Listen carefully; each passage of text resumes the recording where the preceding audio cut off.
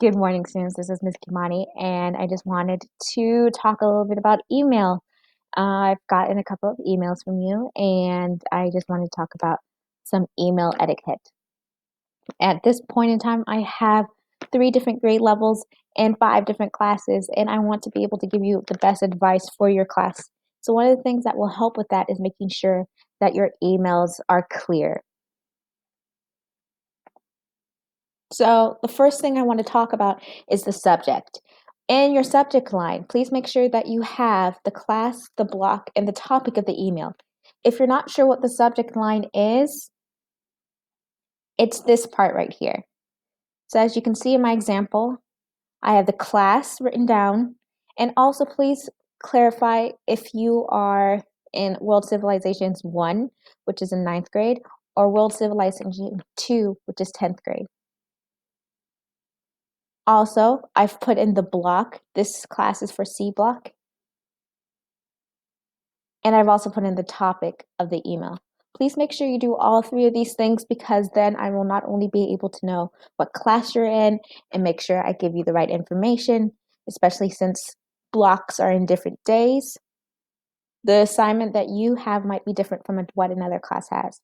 But I also have given the topic so that the teacher or the person reading this will know exactly how to respond before they read the email. Now let's get into the main part of the email. In the body, in your greetings, please put in a greeting. Most of you are really good with that. But one thing I also want to say is please make sure, just as a sign of respect, not only for me, but for most of your teachers, being able to write Miss or Mr. and writing their last name is just an extra sign of respect. It helps show that you are a professional and this is an academic world. So, just the example here, have my greeting. It can be as simple as just a dear or a good morning. And the last name. Also writing down real quick, writing down the last name also helps you as a double check in your own mind as is this the teacher I want to talk to or not.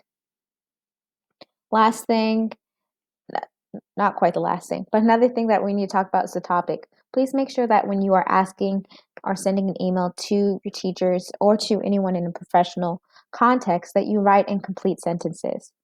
Being short to the point is helpful. That means being concise, using proper grammar, using periods, commas in the fourth.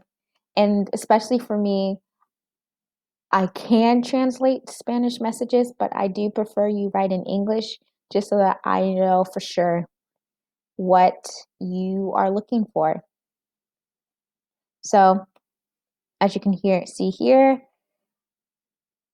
it's concise. I told the teacher what I needed to do, that I did. I completed the assignment on Google Slides. I used proper grammar. I put a period, and then at the end I put a question mark. And as you can see, it's also in English because Miss Kimani can't speak Spanish. So the best way for you to communicate with me is in English. Also, finally, just to close out, to show that extra professionalism, making sure that you have a closing. So a thank you, best regards, best wishes, appreciate your help, just a little closing, and then a signature, which essentially is just your name. So there's my closing, and there's my signature. That is all you need to do. So, students, whenever you send me or any of your other teachers an email, please keep these in mind.